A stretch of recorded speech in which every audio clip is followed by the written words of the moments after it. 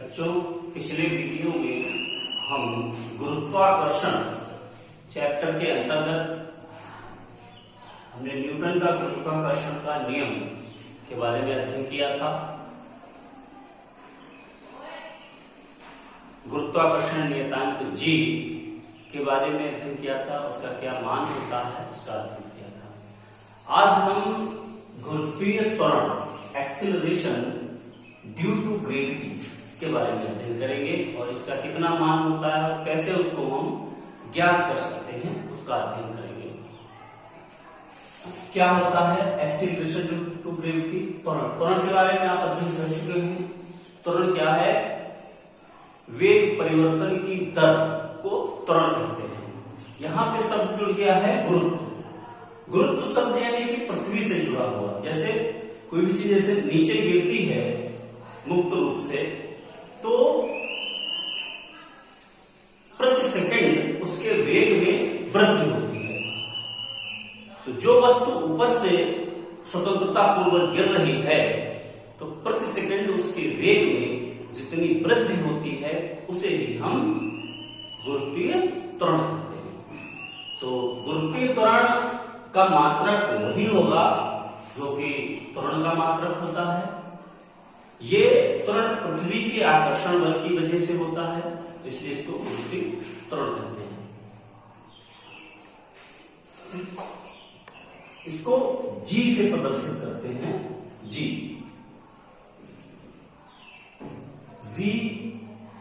इसका जो मान है 9.8 मीटर प्रति सेकंड स्क्वायर होता है। जो गुरुत्वाकर्षण नियतांक था उसको हम कैपिटल G से डिनोट करते थे और जो गुरुत्वीय त्वरण होता है उसको हम स्मॉल g से डिनोट करेंगे। मात्रक इसका वही रहेगा जो कि त्वरण का मात्रक होता है। ये वैल्यू कैसे आती है इसको अभी हम आगे बताएंगे। उससे पहले G और G में संबंध क्या होता है उसका हम अध्ययन करेंगे।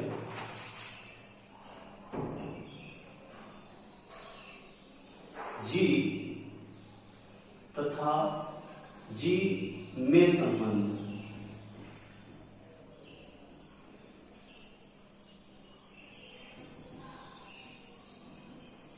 सिंबल का हम यूज कर रहे हैं, बट आप इसको नाम भी इससे परिचित रहे। G क्या है? गुरुत्वीय त्वरण।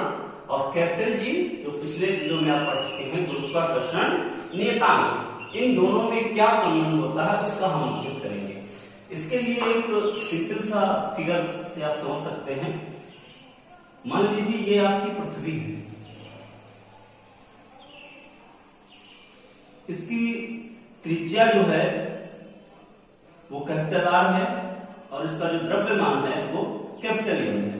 और कोई वस्तु है पृथ्वी के बहुत समीप है, चाहे इसकी सतह पे भी मान सकते हैं या पृथ्वी के मान लीजिए बहुत समीप है। इसका जो द्रव्यमान है वो स्मॉल m है।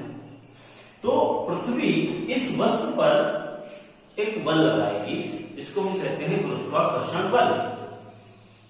तो पृथ्वी जो इस पे गुरुत्वाकर्षण बल लगाएगी, पृथ्वी द्वारा वस्तु पर आरोपित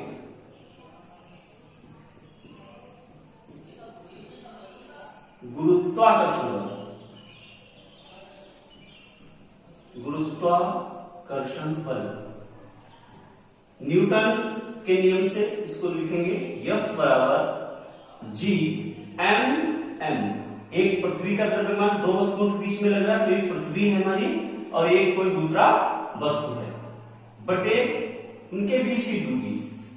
इस डिस्टेंस को यहां पे हम इग्नोर कर देंगे।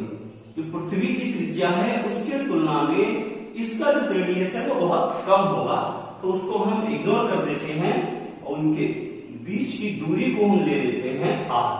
R क्या है? पृथ्वी की त्रिज्या है।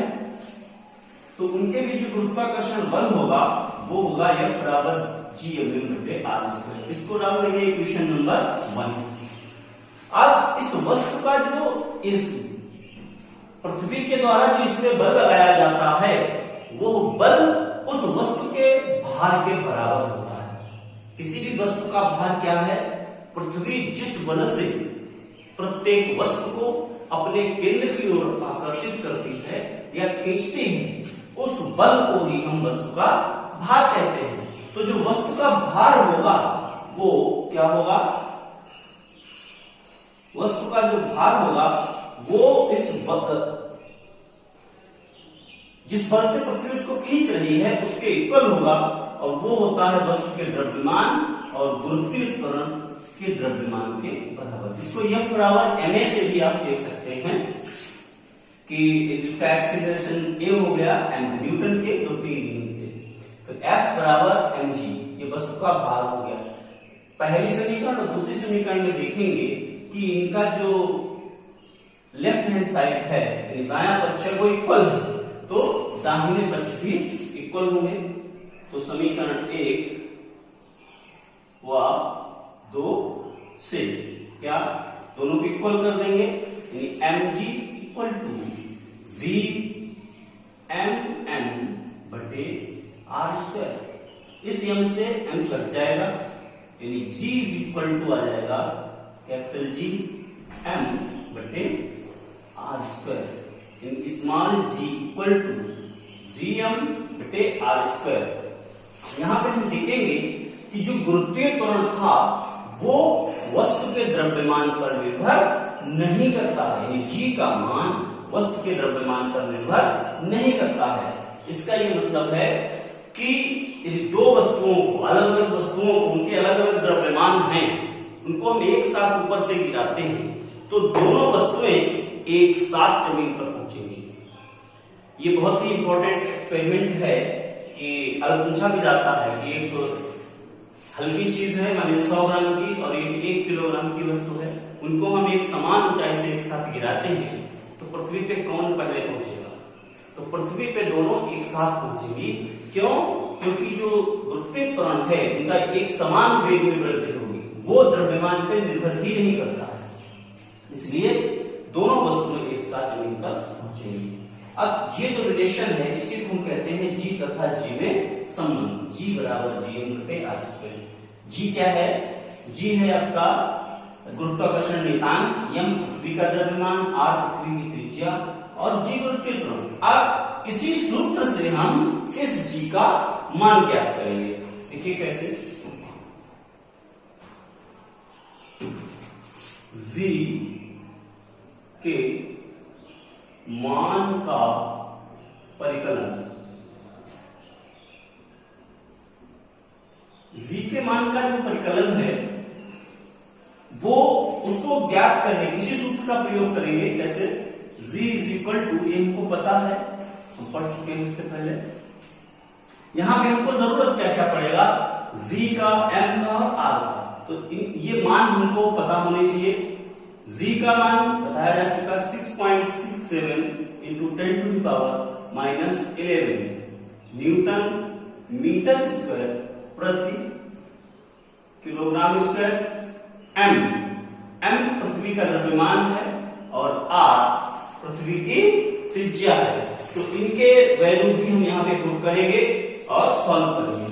M जो होता है 6 into 24, 6 into 10 to the power 24 kg, और ये होता है 6.4 into 10 to the power 6 metre. फिर देखिए, गुरुत्वाकर्षण नियतांक का जो मान होता है 6.67 में 10 की घात माइनस 11 न्यूटन मीटर स्क्वायर प्रति किलोग्राम स्क्वायर। M पृथ्वी का द्रव्यमान 6 into 10 to the power 24 kilogram, ये पृथ्वी का द्रव्यमान है, और पृथ्वी की त्रिज्या 6.4 में 10 की घात 6 मीटर। इन वैल्यूज को हम इस इक्वेशन में पुट कर देंगे। देखिए कैसे, G is equal to G का मतलब है 6.67 10 टू द पावर माइनस 11।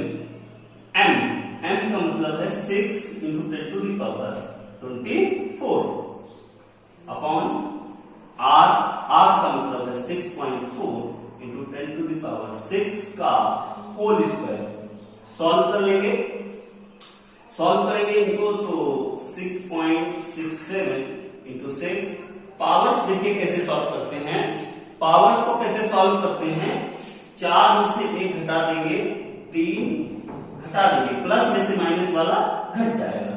4 में से 1 गया 3 और 2 में से 1 गया 1। नीचे स्क्वायर है तो 6.4 इंटू 6.4 10 टू द पावर 12। फिर से इसको लिखेंगे, इनको मल्टीप्लाई करके लिख देंगे।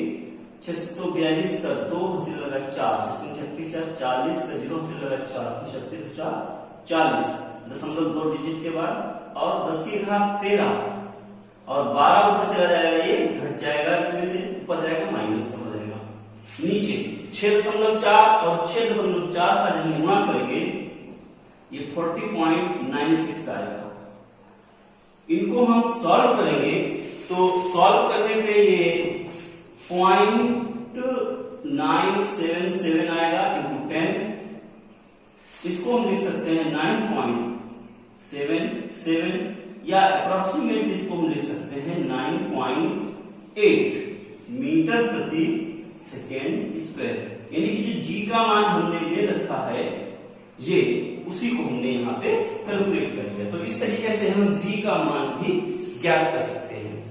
इस जी का जो मान होता है वो पृथ्वी पे अलग अलग जगह पे अलग अलग होता है। ये ध्रुवों पर, जैसे अर्थ है तो अर्थ के जो ध्रुव होते हैं नॉर्थ और साउथ पोल, यहाँ पे क्या होता है, ये अधिकतम होता है, ध्रुवों पर अधिकतम होता है, और जो भूमध्य रेखा है यानी जो बिल्कुल बीच की रेखा होती है उस पर इसका मान न्यूनतम होता है।